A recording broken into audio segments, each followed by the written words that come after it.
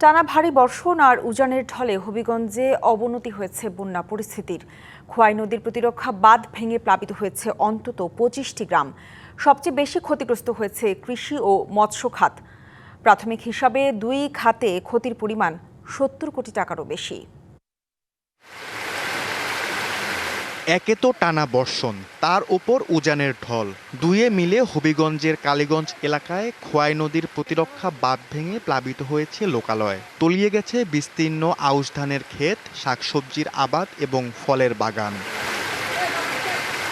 কৃষি বিভাগের প্রাথমিক হিসেবে বন্যায় জেলার 25টি গ্রামের 697 হেক্টর আউশ ধান, 131 হেক্টর শাকসবজি ও 20 হেক্টর ফলের বাগান ক্ষতিগ্রস্ত হয়েছে। টাকার অঙ্কে যে ক্ষতির পরিমাণ 20 কোটি টাকারও বেশি। বর্তমান ওটা সম্ভব না, ফসল তো আছে, বিরাট ক্ষতি হয়েছে। এই যে ফসল আছে কিছু আসেনি, কোনো সব তো নষ্ট হয়ে গেল কেন। শুধু ফসলি জমি নয়, বন্যার পানিতে তলিয়ে গেছে জেলার সহস্রাধিক মাছের খামার। নগদ নিয়ে এলো হার না মানা হার অফার। সর্বনিম্ন 10,000 টাকা রেমিটেন্স নগদে পাঠালে থাকছে স্বর্ণের হার জেতার সুযোগ। মৎস্য বিভাগের প্রাথমিক হিসেবে এ খাতে ক্ষতির পরিমাণ 50 কোটি টাকারও বেশি। 4-5টা ফিশারি, আমি ফিশারির উপরে অবস্থান নিয়ে চলাফেরা করছি। আমার অবস্থা খুবই খারাপ। নিজেরও ফিশারি মনে একবারে অবস্থা শেষ।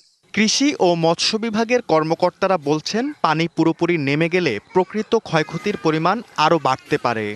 আর্থিক ক্ষয়ক্ষতি আমরা চূড়ান্তভাবে নির্ধারণ করতে হয়তো 2-3 দিন সময় লাগে। পানি একটু নামার পরে আমরা বুঝতে পারবো যে ক্ষতির হারটা শতকরা কত। চাষিদের এই ব্যাপক ক্ষয়ক্ষতি তালিকা আমরা প্রস্তুত করতেছি।